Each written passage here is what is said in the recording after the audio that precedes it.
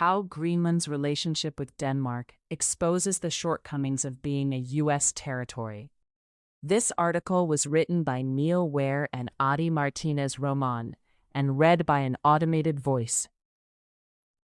Published on February 3, 2026 by Just Security, an essential resource for those shaping a just and secure world.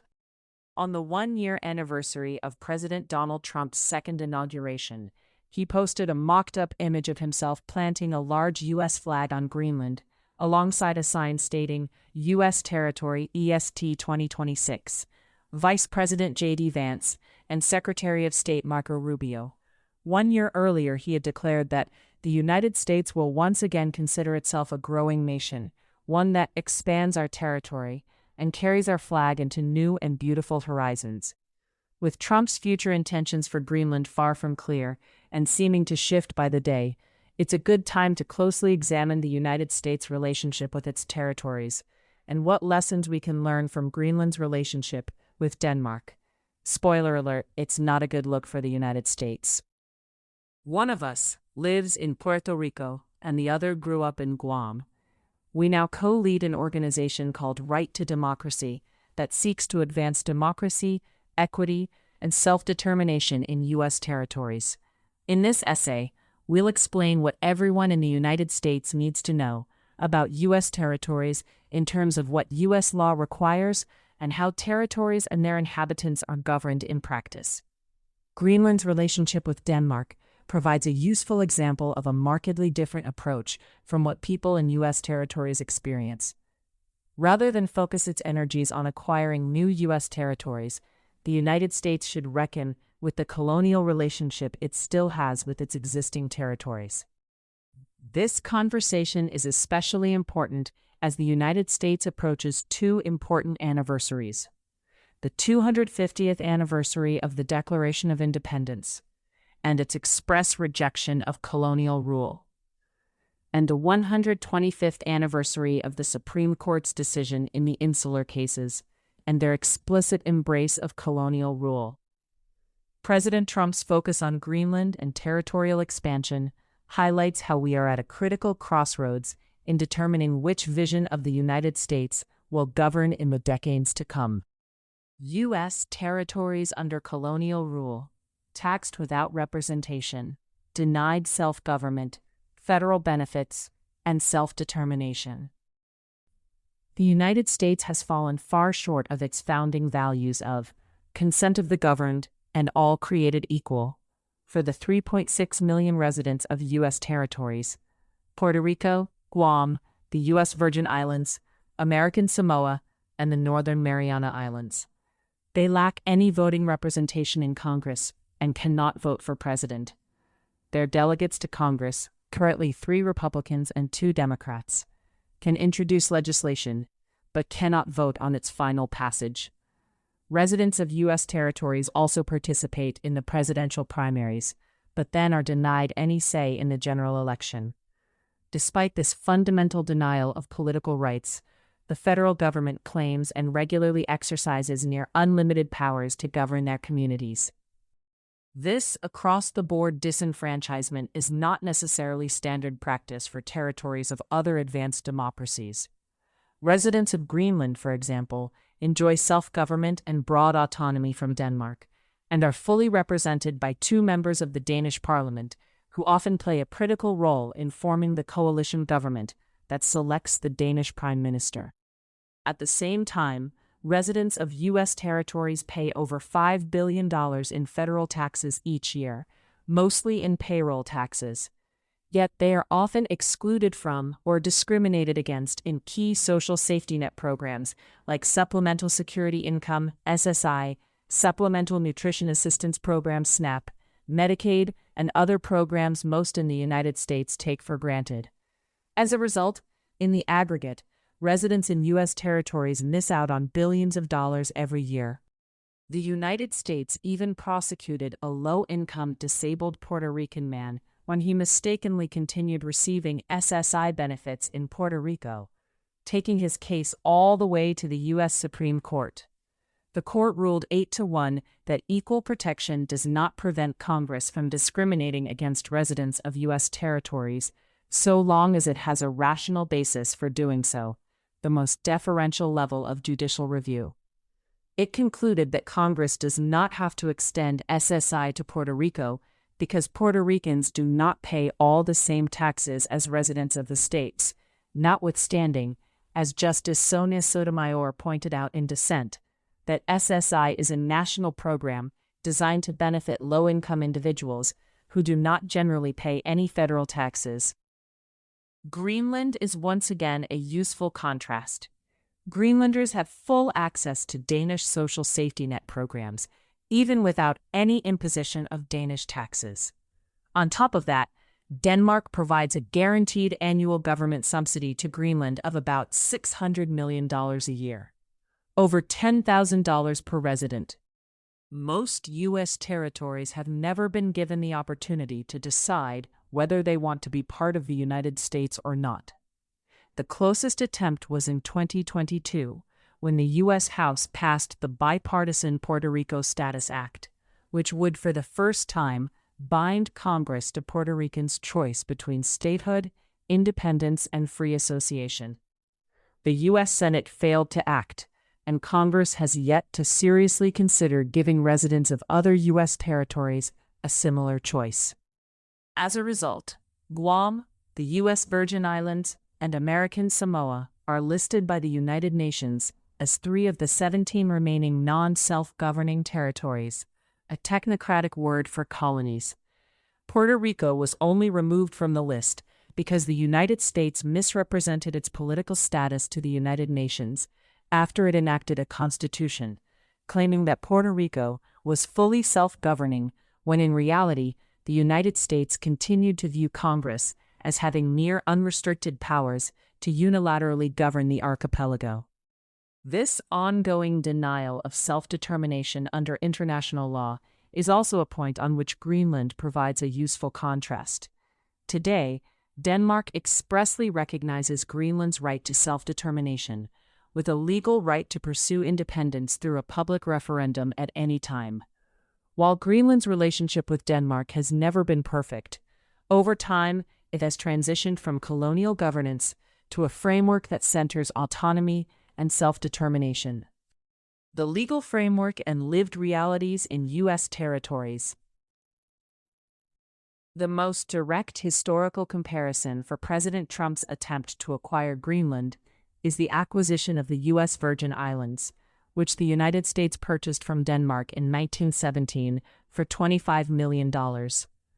Just as Trump argues the United States must acquire Greenland to secure shipping lanes and prevent Russia and China from taking it, the primary justification for purchasing the Virgin Islands was to safeguard access to the Panama Canal and avoid Germany acquiring a foothold in the Caribbean.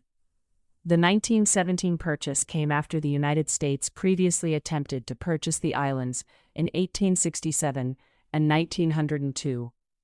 The agreement to sell was not without coercion, with then Secretary of State Robert Lansing responding to the Danish minister that if Denmark refused to sell the islands, he could foresee a situation leading to the occupation of the islands by the United States. Less than a week after acquiring formal sovereignty over the U.S. Virgin Islands, the United States entered World War I. Citizenship not guaranteed. At various points, the United States has denied recognition of citizenship to people born in each of the territories it acquired in the early 1900s. Today, it recognizes people born in Puerto Rico, Guam, the U.S. Virgin Islands, and the Northern Mariana Islands as statutory U.S. citizens, while continuing to label people born in American Samoa as so-called non-citizen U.S. nationals. But even for those who are considered U.S. citizens, that status is more precarious than one might assume. Starting with the U.S. Virgin Islands, the treaty between the United States and Denmark promised that Virgin Islanders would be recognized as U.S. citizens. But the United States immediately backtracked on that commitment based on the Supreme Court's decisions in the insular cases.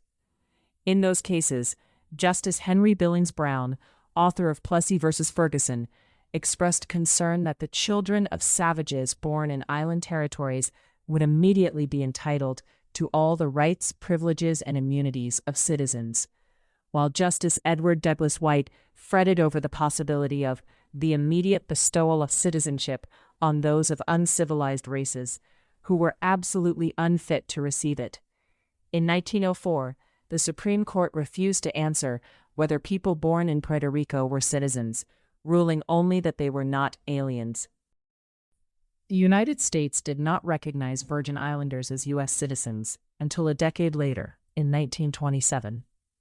But the federal government continues to rely on the insular cases for the view that Virgin Islanders and others born in U.S. territories are statutory rather than constitutional citizens. That is, if Congress so chose, it could begin denying birthright citizenship to people born in U.S. territories moving forward. Officials at the U.S. Justice Department and Congress had even said it's an open question if Congress could retroactively revoke citizenship for people born in U.S. territories, who for their whole lives have been recognized as citizens. These threats to the unilateral denial of citizenship are not just a hypothetical concern. The federal government to this day does not recognize people born in American Samoa as U.S. citizens. The United States acquired these South Pacific islands in 1900 as a strategic coaling station for naval vessels. American Samoa's leaders transferred sovereignty to the United States, with the understanding based on their deeds of cession that they would be recognized as U.S. citizens and that control over their lands and culture would be respected. Instead, again relying on the insular cases, the United States unilaterally imposed the status of non-citizen U.S. national on American Samoans over their objections in the 1920s. This meant that they owned permanent allegiance to the United States, but did not enjoy the rights associated with citizenship. Over the last decade, the Department of Justice, under both Democratic and Republican administrations, has relied on the insular cases to support the claim that Congress has the unilateral power to turn citizenship on and off in American Samoa and other U.S. territories. This has real consequences.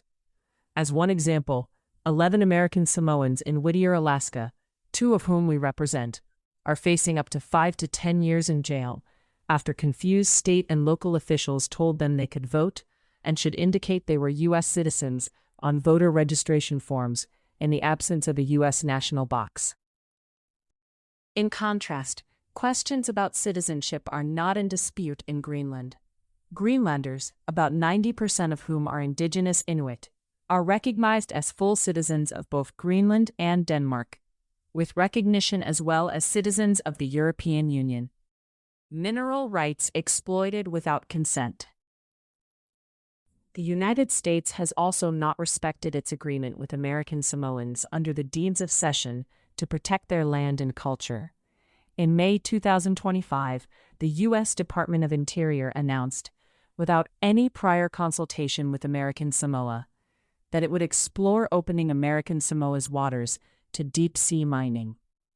American Samoa's elected officials and community leaders unanimously objected to the imposition of deep-sea mining, and their legislature expressed that such unilateral action would violate their original agreement with the United States.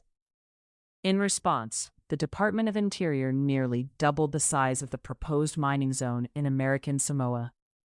Then, it announced new plans to open the waters off of the Northern Mariana Islands and Guam to deep-sea mining, with both Republican and Democratic leaders in those territories uniting against this imposition.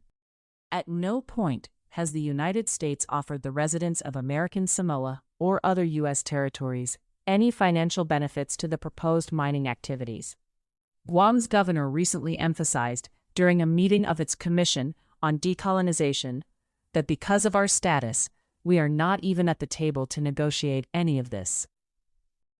In contrast, Greenlanders have full autonomy and control over all mineral resource extraction activities in Greenland, with all revenue from such activities going to Greenland. Commitments to self-governance reversed. The United States has often made agreements and commitments to people in U.S. territories that suggest a grant of significant autonomy and local self-governance, only to later change its tune and act unilaterally over the objection of local communities. For example, in the Northern Mariana Islands, the United States has consistently fallen short of the commitments to self-government and mutual consent it made when the people of the Northern Mariana Islands agreed to join the United States in 1976. 50 years later, the United States has acted unilaterally over the objections of the island's leaders to revoke local control of immigration, claim submerged lands and mineral resources, ban the local cultural practice of cockfighting, and much more. Recently, Republican U.S. senators called on the Department of Homeland Security to make the unilateral decision to end the China visa waiver program that has served as the foundation of the Northern Mariana Islands' ailing tourism-based economy. The same has been true in Puerto Rico, with the United States disregarding the commitments to self-government it made in the Federal Relations Act of 1950, which authorized Puerto Rico to create its own constitution in the nature of a compact. In 2016, the United States imposed a Financial Oversight and Management Board on Puerto Rico, locally known as La Junta, which is appointed unilaterally by the president without any representation from Puerto Rico and has ultimate control over all of Puerto Rico's budget and finance. Nearly 10 years later, La Junta regularly invalidates laws passed by the Puerto Rico legislature and intervenes to decide budgetary, labor, contracting, and other financial questions, large and small. Moreover, just when the board seemed close to resolving Puerto Rico's bankruptcy process earlier this year, Trump purported to fire a majority of its members, creating even greater economic uncertainty, with courts reinstating several members who sued on the grounds that their firing was unlawful. In contrast, Denmark does not have the power to remove Greenland's powers of self-government and autonomy without the consent of Greenland's legislature. Still waiting for consent of the governed. As the United States prepares to celebrate the 250th anniversary of its own independence from colonial governance, the uncomfortable reality is that for the past 125 years, the United States has embraced a colonial legal framework for people in the territories the Supreme Court has called alien races and savages.